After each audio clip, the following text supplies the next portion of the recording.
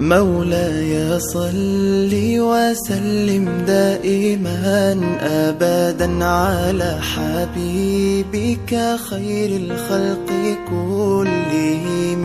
مولاي صل وسلم دائما أبدا على حبيبك خير الخلق كلهم. بسم اللہ والحمد للہ والصلاة والسلام علی رسول اللہ صلی اللہ علیہ وآلہ وصحبہ وسلم. کتاب المدیح النبوی سے قصیدہ بردہ شریف کا آج کا سبق. ایحسب الصب ان الحب منکتم ما بین منسجم منہ ومضطرم. سب سے پہلے ہم لغوی تشریح دیکھ لیتے ہیں. ایحسب الصب میں آ جو حمزہ ہے یہ حمزہ استفہام انکاری کا ہے.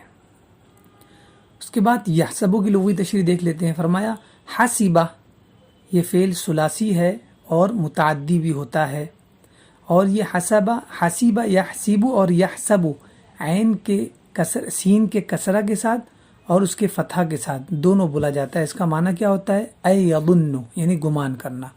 ماضی حسبت واحد متکلم، احسب مضارع واحد متکلم، احسب یا احسب یہ امر آتا ہے. مصدر حسبان بھی آتا ہے اور حسبان بھی آتا ہے. معنی کیا ہے؟ حسب الامر ہزلا اے ظنہ اعتبر یعنی اس نے معاملے کو مذاق سمجھا، مذاق جانا، مذاق گمان کیا. قرآن مجید میں یہ لفظ آیا ہے. اللہ تبارک و تعالی ارشاد فرماتا ہے ایحسب الانسان ان لن نجمع عظامہ. کیا آدمی یہ سمجھتا ہے، یہ گمان کرتا ہے کہ ہم ہرگز اس کی ہڈیاں جمع نہ فرمائیں گے. اس کے بعد لفظ صبہ ہے. ایحسب الصب، لفظ صب کا معنی کیا ہے؟ فرمایا مصدر صبہ یعنی صبہ صبو جو فعل ہے اس کا یہ مصدر ہے. معنی ہے شاب صبہ اے مشتاق عاشق یعنی ایسا جوان شخص جو کسی کا مشتاق ہو، چاہنے والا ہو یا عاشق ہو.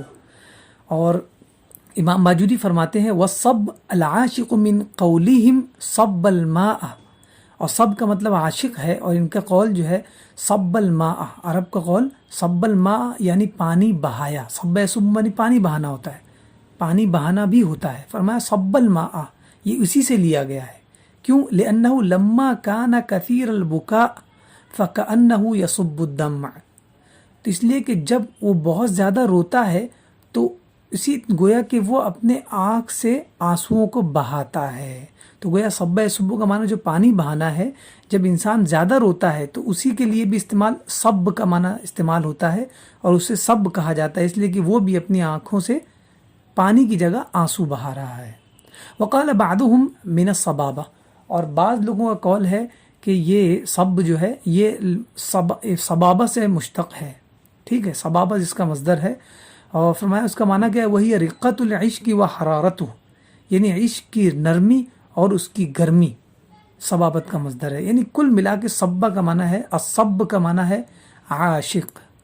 اس کے بعد لفظ ہے منکتم. الحب منی محبت، لیکن اس کے بعد لفظ ہے منکتم. فرمایا یہ کس سے ہے؟ انکتم یہ فعل خماسی ہے اور لازم ہوتا ہے.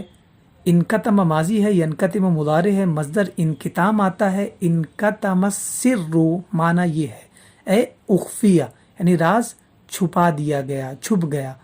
پتہ یہ چلا کہ یہ فعل لازم ہے. قرآن مجید میں بھی یہ لفظ استعمال ہوا ہے، آیا ہے، لیکن لازم کے ساتھ نہیں. یہ باب انفعال سے انکتمہ ہے، لیکن یہ جو ہے مجرد سے آیا ہے. اور یہی انکتمہ اگر مجرد میں لایا جائے تو کتمہ یکتم ہو جاتا ہے نصر ینصر سے، جس کا معنی ہوتا ہے چھپانا، اور انکتمہ کا معنی ہوتا ہے چھپنا.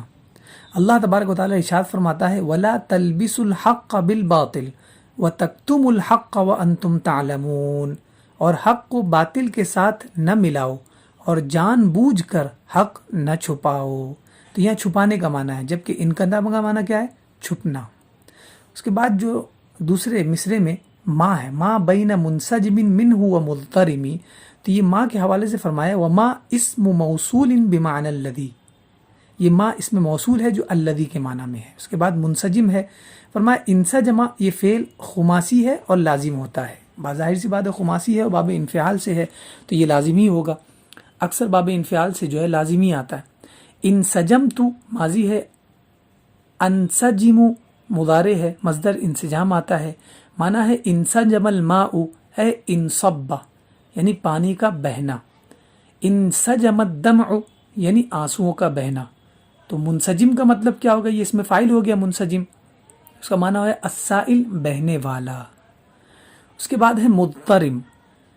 اس کی جمع مضطرمون آتی ہے اور اضطرم جو فعل ہے اس سے یہ اس میں فاعل ہے. معنی ہے نار مضطرمۃ اے مشتعلۃ یعنی آگ جب بھڑک جائے تو اسے کہا جاتا ہے نار مضطرمہ یعنی کیا ہے؟ مشتعلہ یعنی بھڑکی ہوئی. مضطرم العواطف اے مشتعلها یعنی جس کے جذبات بھڑکے ہوئے ہو اسے بھی یہ کہا جاتا ہے. اس کا مطلب اس کا معنی کیا ہوا؟ المضطرب اے المشتعل یعنی بھڑکا ہوا. اب یہاں پر ہم دیکھتے ہیں اس کا معنی کیا ہے. امام باجوری علیہ الرحمت و رضوان اس کا معنی ارشاد فرما رہے ہیں. بہت ہی آسان طریقے سے آپ کو سمجھ میں آ جائے گا. سب سے پہلے ہم اس کا اردو ترجمہ کر لیتے ہیں تاکہ پھر اس کی تشریح عربی میں جو امام باجوری علیہ الرحمت و رضوان نے کی ہے وہ ہمیں آسانی سے سمجھ میں آ جائے. فرمایا ایحسب الصب کیا گمان کرتا ہے، سمجھتا ہے، الصب عاشق، ان الحب کہ محبت منکتم چھپ گئی ہے یا چھپنے والی ہے. کیا عاشق یہ سمجھتا ہے کہ محبت چھپنے والی ہے؟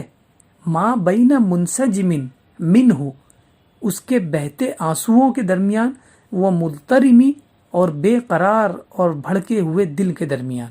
یعنی ایک طرف ان کے آنسو بہ رہے ہیں اور دوسری طرف جو ہے ان کا دل بے قرار ہے.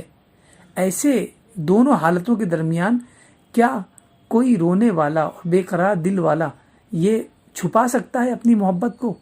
یعنی محبت ہے. اس بات کی دلیل یہ ہے کہ آنکھ سے آنسو بہ رہے ہیں اور دل بے قرار ہے. امام باجوری فرماتے ہیں والمعنی اس شعر کا معنی ہے لا يظن العاشق ان الحب مستتر او مستتر عن الناس الذي هو بين دمع سائل وقلب مشتعل من نار الحب. یہ عاشق گمان ہی نہیں کر سکتا کہ محبت جو ہے لوگوں سے چھپ سکتی ہے. کس کے درمیان؟ بہتے ہوئے آنسو اور محبت کی آگ میں بھڑکے ہوئے دل کے درمیان. یعنی آنکھیں ایک طرف آنکھیں بہ رہی ہو اور دوسری طرف جو ہے دل محبت کی آگ میں بھڑک رہا ہو. اس کے درمیان عاشق اپنی محبت کو لوگوں سے کبھی نہیں چھپا سکتا. وَكُلٌّ مِّنْهُمَا مِنْ آثَارِ الْحُبِّ اور بہتے آنسو اور بے قرار دل یہ دونوں محبت کے آثار اور اس کی نشانیاں ہیں. مَعَ كَوْنِهِمَا ظَاهِرَيْنِ باوجود اس کے کہ یہ دونوں ظاہر ہیں. آپ کا آنسو بھی بہ رہا ہے اور آپ کا دل بھی بے قرار نظر آ رہا ہے. وَحِينَئِذٍ فَإِنْكَارُ الْحُبِّ غَلَطٌ اور جب یہ دونوں نشانیاں ظاہر ہو گئی تو اس وقت محبت کا انکار کرنا یہ بالکل غلط اور خطا ہے. آج کے لیے اتنا بس.